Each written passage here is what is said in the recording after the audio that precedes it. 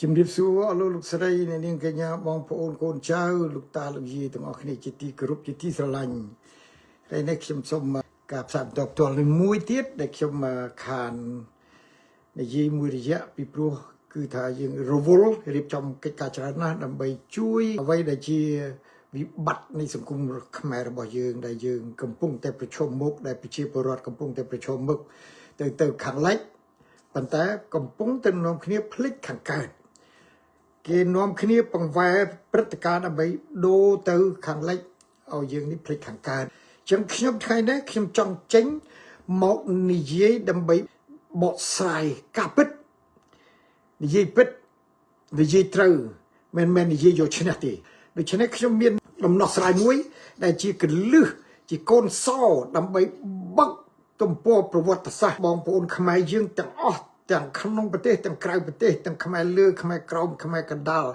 ខ្មែរសរិនខ្មែរក្នុងជនជាតិខ្មែរមួយដែលរស់នៅក្នុងប្រទេសខាងក្រៅមានទាំងអាស៊ីទាំងអឺរ៉ុបអាមេរិក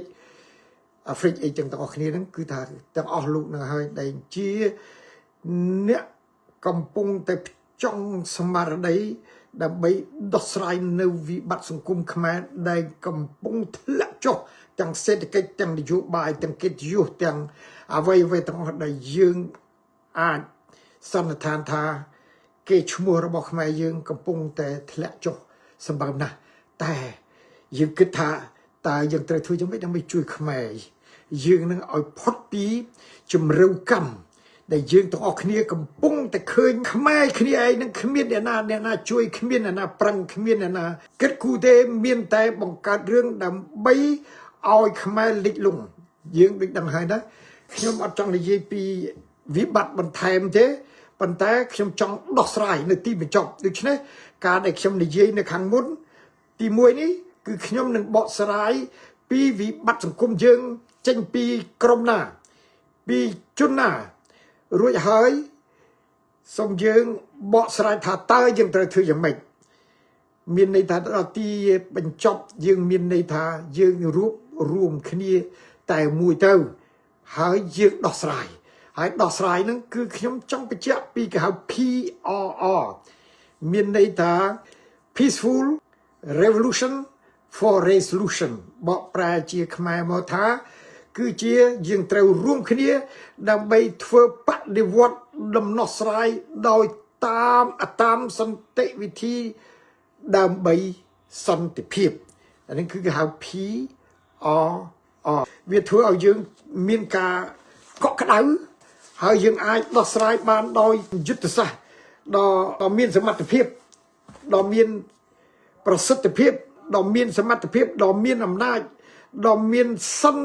តាមបែបសន្តិវិធីអត់មានឆ្លោះគ្នាទេអត់វាយគ្នាទេពីព្រោះយើងបានឆ្លងកាត់ហើយដូចជារបបលោកផ្ដាច់ការហ៊ុនសែនលោកបានធ្វើអីខ្លះយើងនិយាយមកប្រាប់ឲ្យដឹងទៅតែយើងត្រូវធ្វើយ៉ាងម៉េចយើងដោះស្រាយយ៉ាងម៉េចយើងអត់ចោតយើងអត់ប្រកាន់នេះទេពីព្រោះនេះគឺជាកលឹះកូនសោថ្មីដើម្បីមិនឲ្យខ្មែរណាម្នាក់ស្លាប់ទេហើយលោកសំរងស៊ីដែលកំពុងតែប្រឈមមុខនឹងបង្កើតក្រុមស្អី$23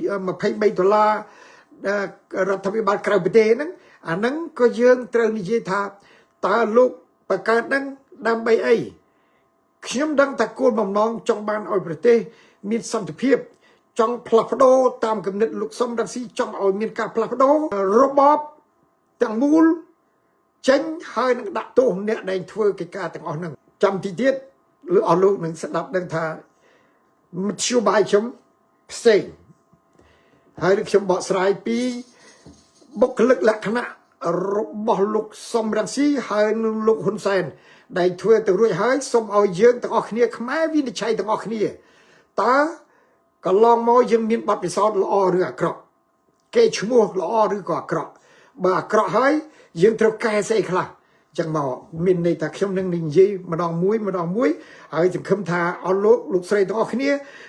នឹងអធិស្ឋានគ្នាទៅវិញទៅមកនឹងយល់ថាការបកស្រាយនេះគឺជារឿងពិតមិនមែនคล้ายគឺដើម្បីជាតិមាតុភូមិគឺយើងទាំងអស់គ្នានិយាយនេះគឺថាយើងចង់ឲ្យដឹងថាអ្នកដែលប្រព្រឹត្តតែប្រមាណនឹងតើខុសអត់ទេខ្ញុំសូមនិយាយដោយខ្លីៗទៅចុះហើយ អស់លោកស្រីបងប្អូនកូនក្មួយកូនចៅទាំងអស់គ្នានឹងគឺបានដឹងបានយល់ហើយថាតើវិបត្តិសង្គមខ្មែរយើងមកដល់ថ្ងៃនេះអ្នកណាដែលធ្វើឲ្យមានបញ្ហាតើប្រជាពលរដ្ឋនឹងត្រូវរងគ្រោះយ៉ាងម៉េចខ្លះបែកបាក់គ្នាអត់ការងារធ្វើជាពាក់ធនាគារសងលុយបំណុលគេរដ្ឋាភិបាលជាពាក់លុយគេសម្រាប់យ៉ាងហ្នឹងអញ្ចឹងខ្ញុំសូមថាអ្វីដែលយើងមានមកបកស្រាយឲ្យអស់រួចហើយយើងត្រូវស្វែងរកដំណោះស្រាយដោះស្រាយទៅធ្វើម៉េចគឺថាយើងត្រូវធ្វើឲ្យគ្រប់គណៈបកនិងអ្នកដែលដឹកនាំទាំង NGO ទាំងគណៈបកប្រជាជនទាំងគណៈបកសង្គ្រោះជាតិគណៈបកតូចគណៈបកធំនិងអ្នកដែលមានគំនិតដែលតស៊ូដូចជាលោកតាសេនសានខាងលោកតាសេនសានខាងខ្មែរក្រហមខាងលោកហ្វាន់សំពេចនិងខាងភាគីណានៃទៀតក៏ដោយគឺយើងទាល់តែមានដំណោះស្រាយមួយខ្ញុំនឹងរៀបរាប់ថាតើយើងត្រូវធ្វើយ៉ាងម៉េចបាទឥឡូវនេះខ្ញុំសូមបកស្រាយឲ្យយល់ឲ្យច្បាស់ពីកំហុសដែលអ្នកដឹកនាំតើយើងត្រូវធ្វើឲ្យមានកំហុសជាប្រវត្តិសាស្ត្របន្តទៅទៀតឲ្យខ្មែរងាប់ទៀតឲ្យរាជខ្មែរវេទនាឲ្យខ្មែរនៅតែក្រលហេមលហាមរហូតមកដល់បញ្ហាទៀតមកដល់នឹងទៀតតើការបង្កើតសង្គ្រាមនៅខាងលិចនឹងដែលសៀមមកជួនឈ្លានពានយោដីយើងនឹងតើយើងមានវិបត្តិអីយើងមានគំនិតអ្វីឬក៏ផ្លាស់ប្ដូរអីឬក៏កលឹះណាមួយកូនសល់ណាមួយដើម្បីចាក់ដើម្បីដោះស្រាយយើងមិនត្រូវឲ្យគេមកចូលប្លន់លួចដីយើងដោយសន្មត់ថាគ្រាន់តែយើងអង្គុយចាំតែថាសញ្ញាកិច្ចព្រមព្រៀងហើយគេមិនគោរពទៅទៀតនោះ